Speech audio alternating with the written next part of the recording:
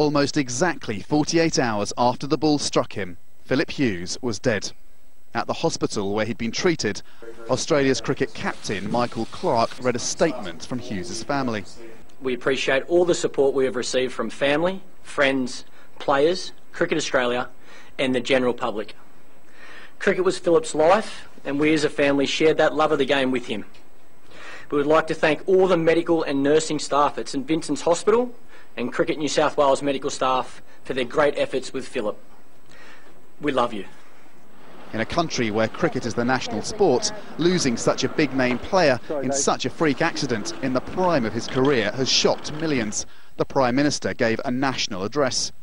The thought that a player in his prime should be killed playing our national game is shocking and sobering.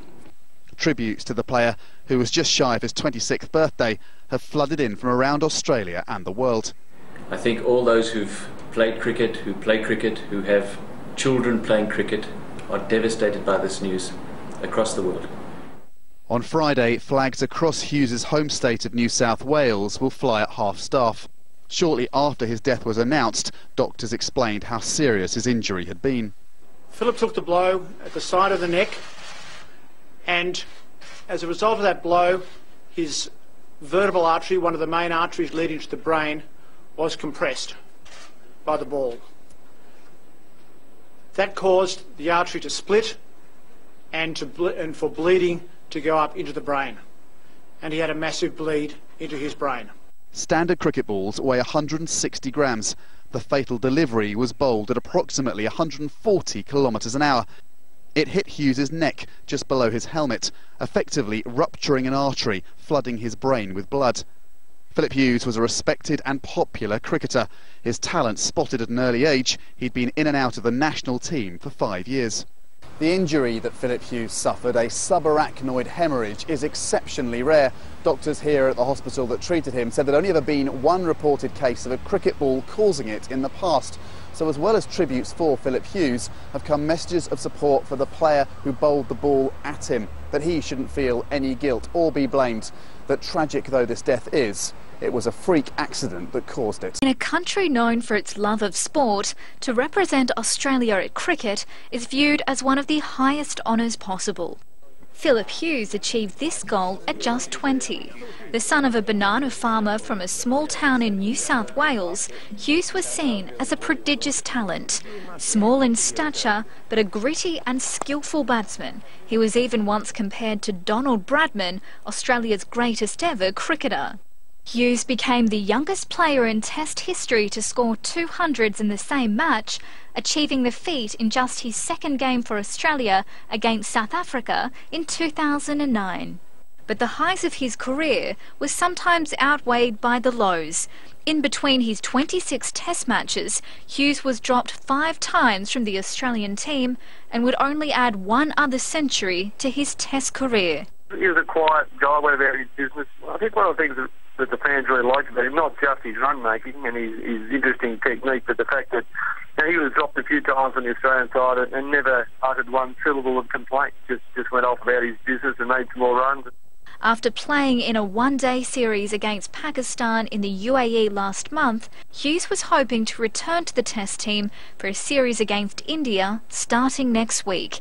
And he was certainly making his case. Hughes was doing what he loved, at the crease, scoring runs, when he was struck in the head by a bouncer. He would have celebrated his 26th birthday on Sunday. Absolute tragedy that Hughie is no longer with us. He was such an awesome young man. R.I.P. buddy. Indian great Sachin Tendulkar also paid tribute to a fellow batsman. Shocked to hear about Phil. Sad day for cricket. Deepest condolences to his family. And the former England all-rounder, Sir Ian Botham, tweeted, "A very sad day for the world of cricket. So sorry for Phillip Hughes and his family.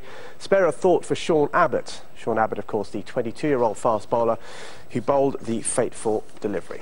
In Sharjah, where the Pakistan and New Zealand sides also paid tribute to the Australian batsman, day 2 of their 3rd Test match was called off as a mark of respect. About you know, I think the doctors are saying there have only been 100 cases like this in history, let alone in cricket. And you know, cricket is a safer game now than it has arguably ever been. I mean, with the helmet technology that's come in, also there have been laws against the bouncer. I mean, you know, obviously it was a bouncer that ended up killing poor Phillip Hughes, but you know, if you think back to the 1980s and the days of the West Indian fast bowlers peppering people day in, day out, you know, the clampdown happened several years ago. People aren't allowed to use the bouncer willy-nilly to maim people in that sense.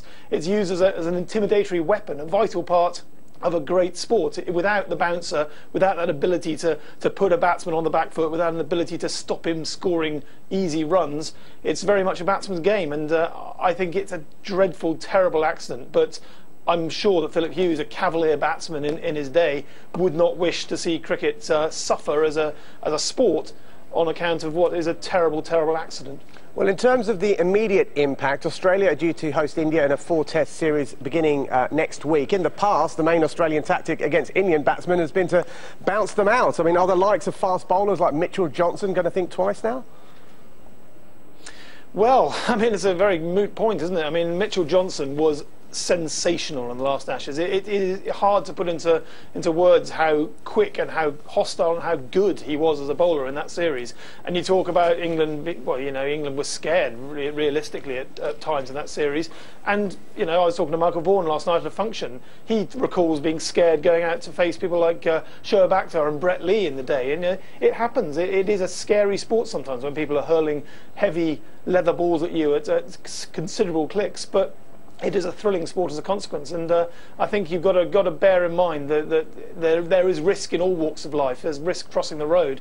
It would be so difficult to try and make any example or any case out of this incident. Unbelievable. How do you go and do your day job, do your business, do your work, and end up being involved in an incident like this? I mean, there's no blame attached. No one in cricket in the world can possibly point any fingers at Sean Abbott, but that won't be any consolation to him at the moment. He will be feeling terrible about his part in a terrible tragedy. And you know, all you can hope is that the massive goodwill, the massive support that's come out all around the cricket world for Phillip Hughes is now dumped straight onto his shoulders, because he needs an arm around the shoulder at the moment. It's not a pretty situation for him personally, and sadly for the game as a whole. Our cricket journalist